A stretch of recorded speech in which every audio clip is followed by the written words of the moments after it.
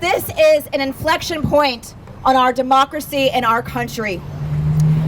Last night we saw a leaked opinion from Judge Alito, who has made no bones about the fact that he is going to spend his career going after Roe v. Wade.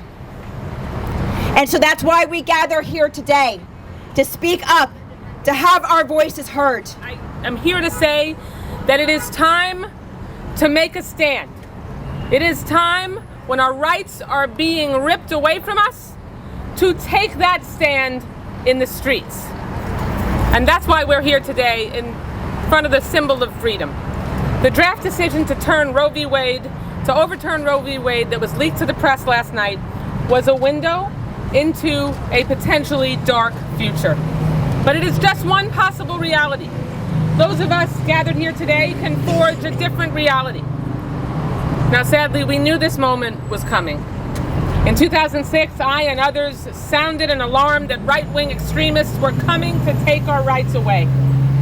I said as much as a witness in the U.S. Senate confirmation hearing of the man who was then Judge Samuel Alito. I told those senators that once confirmed, Justice Alito would be a right-wing fanatic who would swing open every legal door and thrust the government into our doctor's offices and our bedrooms.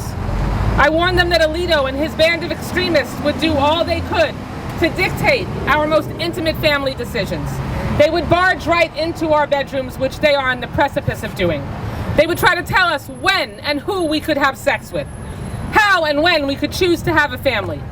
As we now know, these right-wing radicals even want to honor the so-called parental rights of brutal criminals by forcing rape and incest victims to carry a pregnancy to term and then force them to share custody and visitation with their rapists. I'm just sickened that these predictions are imminently proving true.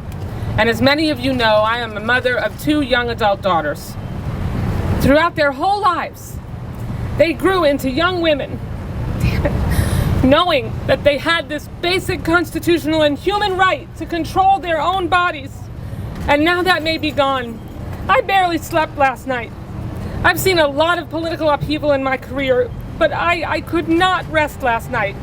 We shouldn't have to, but we must fight like hell to control the decisions about our own bodies, because our lives depend on it. They really do. There are lives hanging in the balance over what we do here. I will battle into my last breath to prevent this loss and do all I can to preserve and restore our sacred rights with my sisters and our friendly brothers.